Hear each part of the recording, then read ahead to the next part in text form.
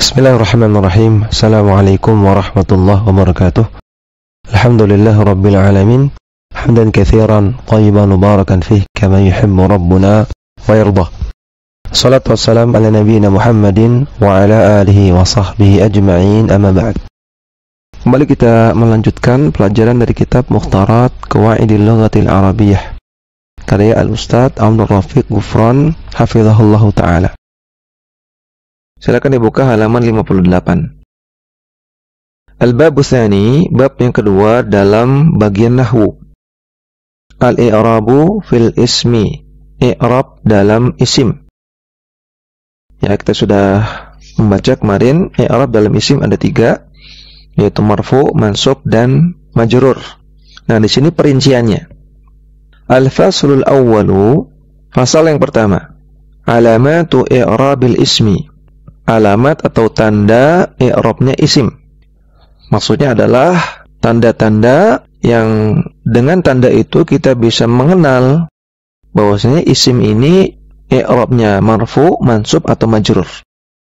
Ya, kata penulis, sebagaimana telah dijelaskan bahwasanya i'rab pada isim terbagi menjadi 3. Yaitu yang pertama ar-raf'u atau marfu'un. Yang kedua an-nasabu atau mansubun, mansub. Yang ketiga al-jarru atau majrurun. Marfu, mansub, majrur. Adapun tanda-tandanya yaitu sebagai berikut. Seperti biasa, lihat kolom yang paling kanan dulu. Di sana ada kolom al-kalimah, kata. Kemudian di sebelahnya ada alamatu raf'il ismi, tanda-tanda isim yang marfu.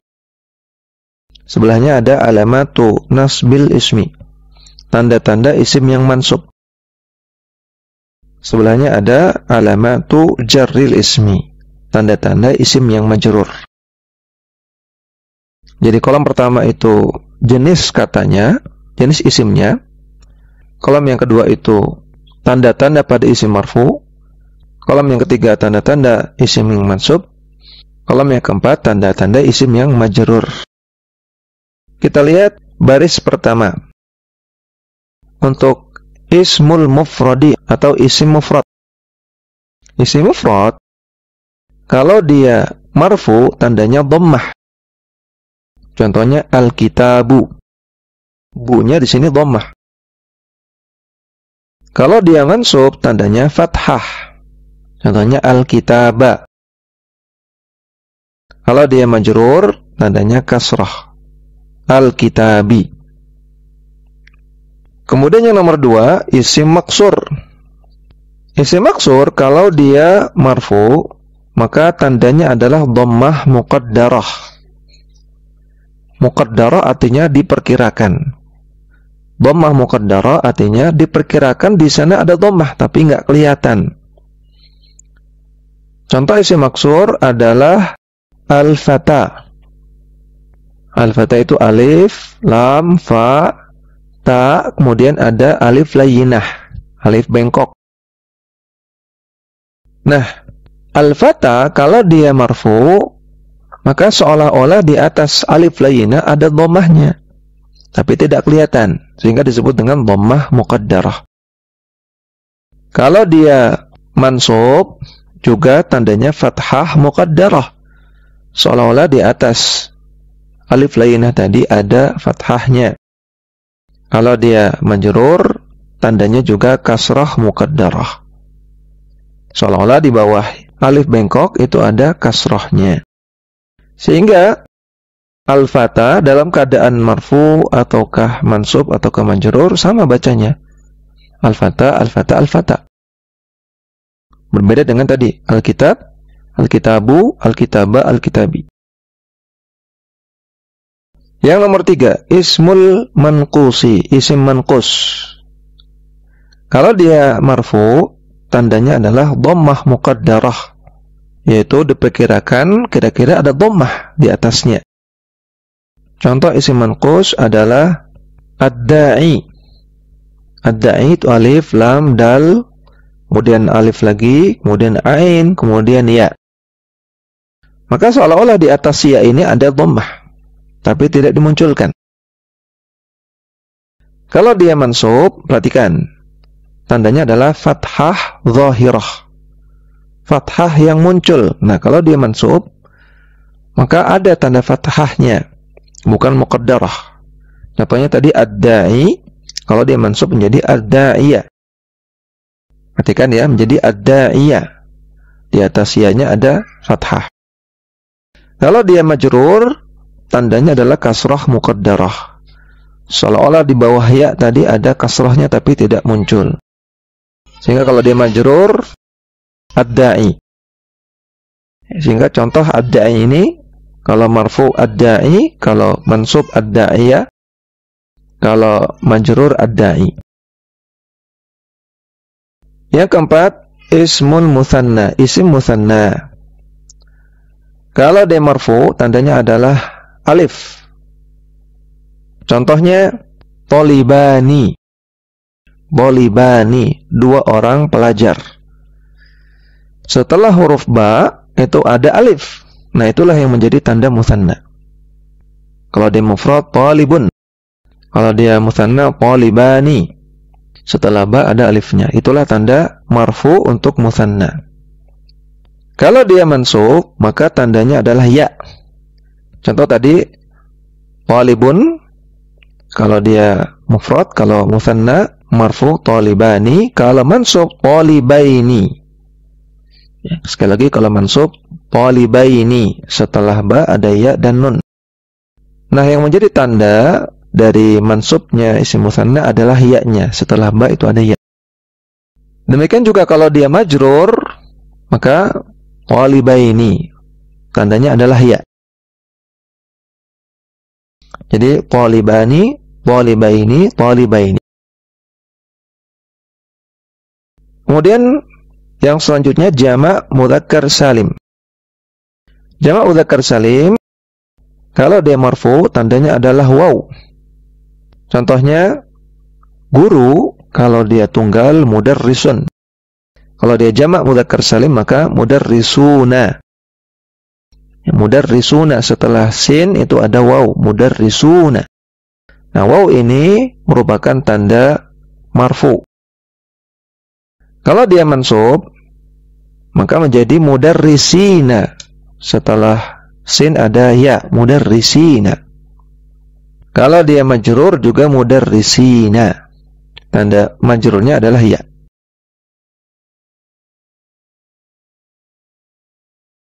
Kemudian jamak muannats salim. Kalau dia marfu, tandanya dhammah. Contohnya tadi mudarrisatun. Mudarrisatun, guru perempuan. Kalau dia tunggal. Kalau dia jamak muannats salim, maka menjadi mudarrisatun. Setelah sin itu ada alif dan ta. Ta-nya di dhammah tanwin. Nah, dhammahnya ini yang menjadi tanda. Mudarrisatun. Kalau dia mansub, jamak muannats salim kalau mansub tandanya adalah kasrah. Berarti kan ini beda sendiri ya. Kalau dia mansub tandanya kasrah. Sehingga tadi kasus mudarrisatun, kalau dia jamak muannats salim dan mansub, maka menjadi mudarrisatin, para guru-guru perempuan. Mudarrisatin ini mansub. Demikian juga kalau majrur, tanda majrurnya adalah kasrah.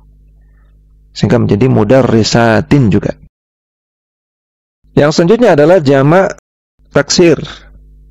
Jamak taksir kalau dia marfu, tandanya adalah dhammah. Contohnya tullabun. Tullabun adalah bentuk jamak taksir dari talibun. Artinya para murid. Kalau dia marfu, maka dhammah. Tullabun. Dhammah tanwin. Ba-nya di dhammah tanwin. Kalau dia mansub, maka tandanya fathah. Tullaban. Kalau dia majrur, maka tandanya kasrah. Tullabin. Sehingga untuk jamak taksir ini normal, ya. Tullabun, tullaban, tullabin. Kemudian al-asma al-khamsah.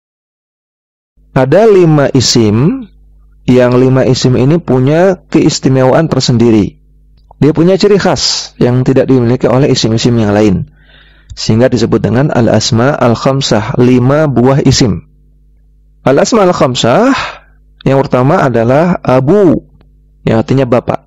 Yang kedua adalah akhu, yang artinya adalah saudara. Yang ketiga adalah hamu, yang artinya adalah saudara ipar. Yang keempat adalah fu, yang artinya mulut. Yang kelima adalah zu, yang artinya memiliki. Dan ini perlu dihafal ya. Abu, akhu, hamu, fu, dan zu. Abu, akhu, hamu, fu, dan zu. Kenapa dia istimewa? Kenapa dia berbeda dari isim-isim yang lain? Karena tanda marfu, mansub, dan majrurnya sangat terlihat pada hurufnya. Kalau dia marfu, maka tanda marfu'nya adalah waw, sebagaimana pada contoh tadi ya. Abu, akhu, hamu, fu, dan zu. Nah, kalau dia mansub, tanda mansubnya adalah alif, sehingga menjadi aba, ya wawunya berubah menjadi alif, akho, hama, fa, dan za. Kemudian kalau dia majrur, tanda majrurnya adalah ya, terlihat dari hurufnya, sehingga menjadi abi, akhi, hami, fi, dan zi. Ini al-asma al-khamsah. Dan al-asma al-khamsah ini selalu punya gandengan. Dia tidak sendirian. Misalnya Abu Ahmad, seperti itu. Akhu Hasan, saudaranya si Hasan. Hamu Fatimah, saudara iparnya si Fatimah. Fuka, mulutmu. Zumalin, memiliki harta. Dia selalu punya gandengan, tidak berdiri sendiri. Ini juga keistimewaan lain dari al-asma al-khamsah. Kemudian, untuk isim-isim yang termasuk mamnu'un minas sarfi, yang mana pembahasan tentang mamnu' minas sarfi ini ada pada fasal selanjutnya. Kalau dia termasuk mamnu' minas sarf, maka tanda marfu'nya adalah dhammah. Contohnya masajidu. Tanda mansubnya adalah fathah, contohnya masajida. Dan tanda majrurnya adalah fathah, bukan kasrah ya. Contohnya masajida. Masajidu, masajida, masajida, seperti itu. Kemudian keadaan-keadaan i'rab pada isim. Kita lihat kolom yang paling kanan, halatu raf'il ismi. Keadaan-keadaan atau posisi-posisi di mana isim itu marfu. Kolom yang kedua, halatu nasbil ismi. Keadaan-keadaan atau posisi-posisi di mana isim itu menjadi mansub. Yang ketiga, halatu jarril ismi. Keadaan-keadaan atau posisi-posisi di mana isim itu menjadi majrur i'rabnya.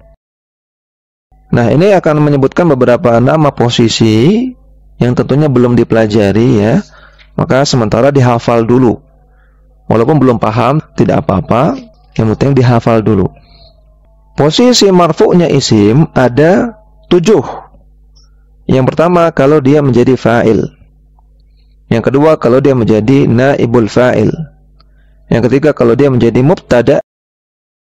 Yang keempat, kalau dia menjadi khobar. Yang kelima, kalau dia menjadi isim kana atau isim dari saudarinya kana. Apa itu saudarinya kana? Nanti ada penjelasannya.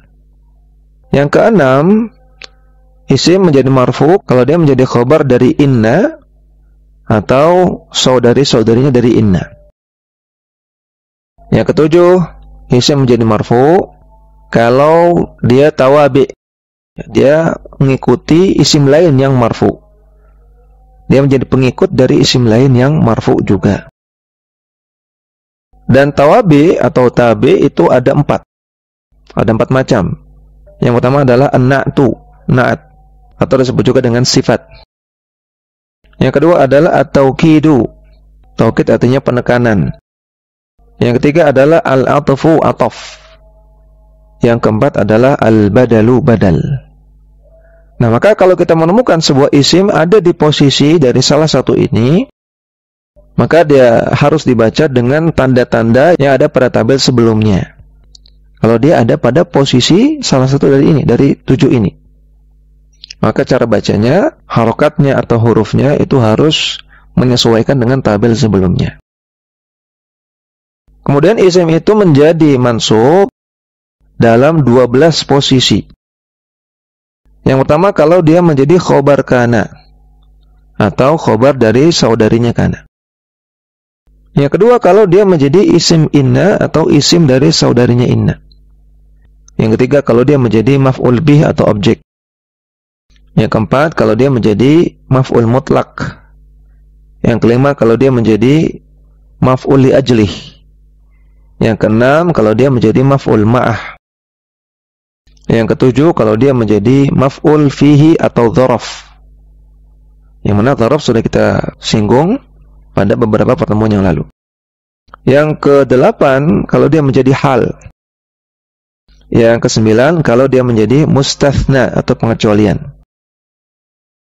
Yang ke-10, kalau dia menjadi munada.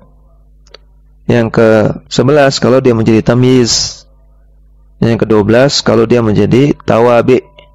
Ya, yang mana tawabi itu sama, terdiri atau ada 4 macam: na'at, taukid, ataf, dan badal. Kemudian isim menjadi majrur dalam 3 keadaan saja. Ini paling mudah untuk diingat. Yang pertama, kalau dia masbukun biharfi jarrin, didahului oleh huruf jar, seperti fi, ila, bi, li, waw qasam, dan semisalnya yang sudah pernah kita bahas di awal-awal. Jadi semua isim yang di depannya sebelumnya itu ada huruf jar, maka dia menjadi majrur i'rabnya. Dan cara bacanya mengikuti tanda-tanda yang ada pada tabel sebelumnya. Yang kedua, pada posisi sebagai mudhaf ilaih. Yang ketiga, pada posisi sebagai tawabi, pengikut dari isim lain yang majrur. Yang mana tawabi ini juga ada 4: na'at, taukid, ataf, dan badal. Ya, para santri sekalian, kedua tabel ini isinya harus dihafal. Harus dicoba untuk dihafalkan. Terutama tabel yang pertama, yaitu harus benar-benar di luar kepala. Dan tabel yang pertama ini akan sering-sering untuk dilihat kembali nanti. Ya, ketika kita baca kitab, kita akan melihat kalau dia isim itu marfu apa tandanya. Kalau dia isim itu jamak taksir, marfu apa tandanya. Kalau dia jamak taksir, apa tandanya. Kalau dia mufrad kemudian mansub, apa tandanya, dan seterusnya. Akan sering dicontek ini tabel yang pertama tadi di halaman 58 tadi. Nah, supaya tidak terlalu sering bolak-balik, ya maka lebih bagus dihafal. Demikian dulu yang kita bisa baca. Mudah-mudahan bermanfaat. Wassallallahu ala nabiyyina Muhammadin wa ala alihi wa sahbihi wasallam.